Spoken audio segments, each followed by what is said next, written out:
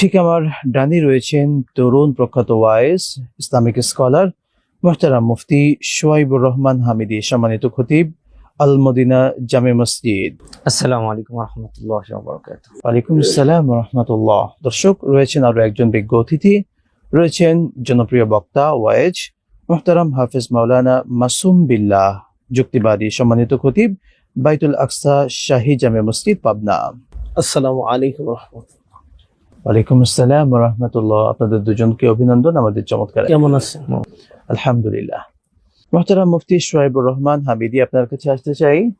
আপনি বলছিলেন বিশেষ করে ইসলামী নারীর অধিকার ইসলাম কিভাবে দিয়েছে জানাবেন।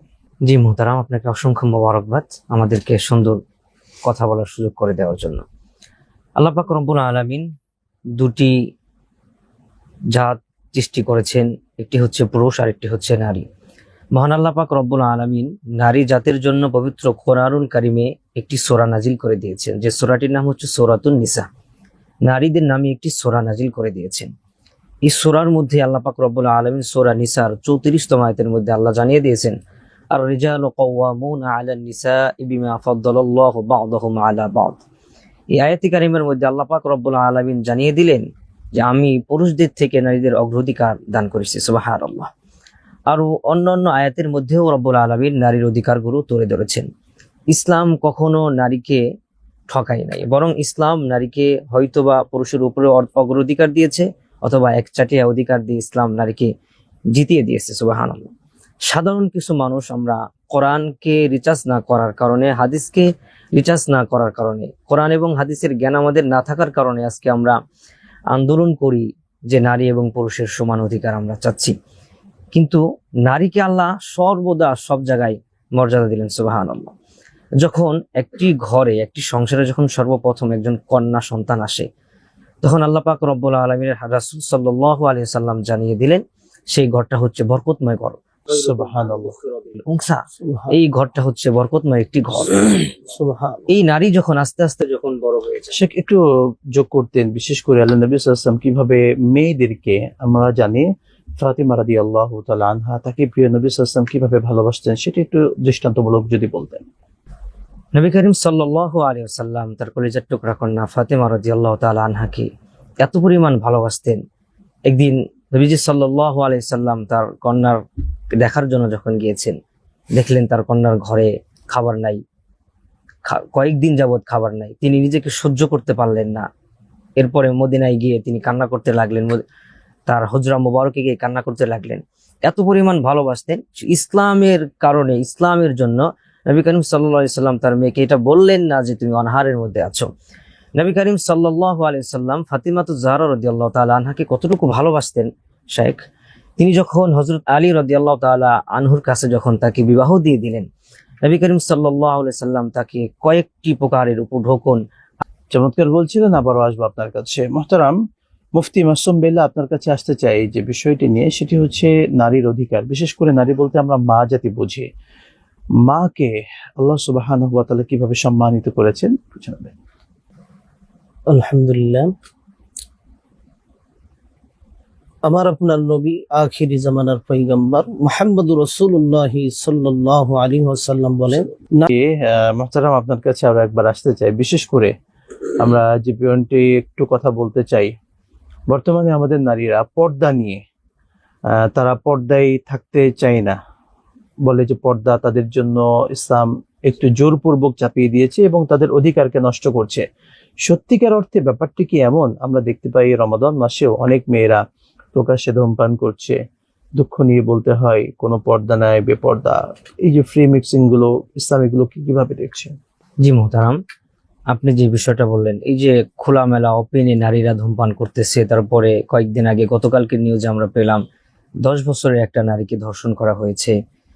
ইসলামের, এই যে ইসলামের যদি ভিতরে থাকে এই মানুষগুলো, তাহলে কিন্তু এইগুলো হয় না। নারী আন্দোলন শুরু করে, নারী তার অধিকারের জন্য আন্দোলন করে। নারী বলতেছে যে ইসলাম আমাদেরকে মুখ ঢেকে, ওরা গরমের মধ্যে আমাদের অনেক কষ্ট হয়। করোনার আগের মানুষগুলো এইগুলো বলতো, এখন দেখি তারা মাস্ক পরে ঠিকই ঘোরাফেরা চলাফেরা করতে পারে, কিন্তু তাদের হিজাব পরে চলাফেরা করতে কষ্ট হয়। মাস্কের থেকে কিন্তু হিজাবটা আরো বেশি পাতলা। তারা মডার্ন করতে চায়, বাট ইসলাম অনুযায়ী মডার্ন করতে চায় না। ইসলাম বলতেছে তুমি যদি তোমার নিজের দেহটাকে ঢেকে শরিয়া সম্মতি অনুযায়ী যদি পর্দার সহিত তুমি যদি চলাফেরা করতে পারো, তাহলে সেই নারীকে আমি আল্লাহ তাআলা কিয়ামতের ময়দানে জান্নাত দান করে দেব। সুবহানাল্লাহ। নারী না বুঝে না জেনে আন্দোলনের কথা বলতে চায়, নারী আন্দোলন করে। আমি একটা আন্দোলন নিয়ে বলতে চাচ্ছি, এই আন্দোলন কোথা থেকে আসলো? আজ থেকে 100 থেকে 300 বছর আগে হবে।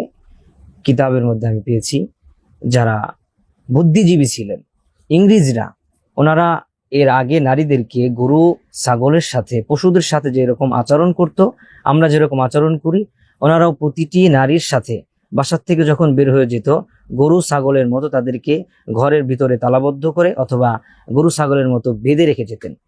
ওই সময় ওই নারীরা সকলে মিলে হঠাৎ করে একদিন তারা আন্দোলনে নামলো যে এইভাবে আমাদের উপরে অত্যাচার করলে, টর্চার করলে আমাদের তো অনেক কষ্ট হচ্ছে, আর আমাদের রান্না, আমাদের সেবা প্রত্যেকটা স্বামী আমাদের কাছ থেকে নিচ্ছে, প্লাস আমাদেরকে আবার এরকম করে গরু ছাগলের মতো ব্যবহার করছে, এটা তো আমরা মেনে নিতে পারি না।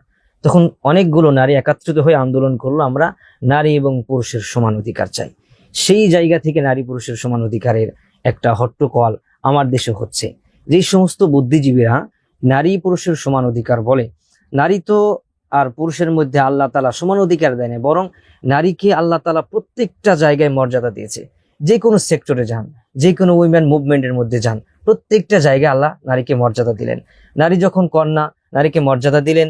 নারী যখন মা হতে যায়, আল্লাহ রাসূল বললেন ওই নারী যদি সন্তান সম্ভবা ডেলিভারি করতে গিয়ে যদি ওই মা মারা যায়, আল্লাহ তাআলা তাকে শাহাদাতের মর্যাদা দান করেন। সুবহানাল্লাহ, সুবহানাল্লাহ। ওই নারী যখন স্ত্রী হয়ে যায়, আল্লাহ রাসূল বললেন কোন স্ত্রী যদি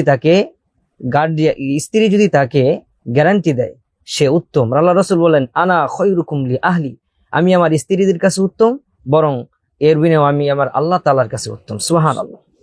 এই নারীকে আল্লাহ কত মর্যাদা দিলেন। নারী যখন সন্তান সম্ভবা হওয়ার পরে যখন মা হয়ে যায়, আল্লাহ রাসূল বললেন আল জান্নাতু তাহতা আকদামি উম্মাহাতিকুম। সুবহানাল্লাহ।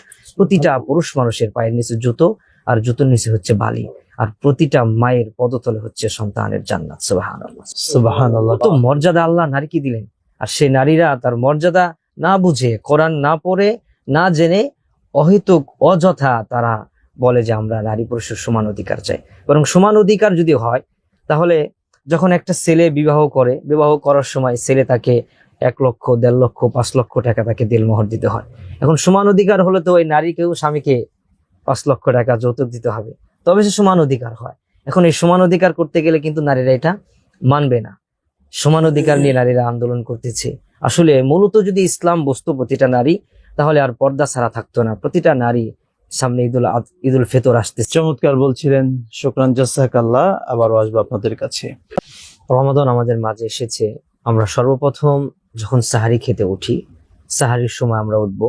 সাহারির সময় উঠে অন্তত কিয়ামুল লাইল 2 রাকাত হলেও আমরা সাহারির আগে অথবা পরে 2 রাকাত তাহাজ্জুদের নামাজ আদায় করে আল্লাহর কাছে আমরা জাহান্নাম থেকে মুক্তি চাবো এবং জান্নাতুল ফেরদাউসের মালিক হওয়ার জন্য আল্লাহর কাছে প্রার্থনা করব।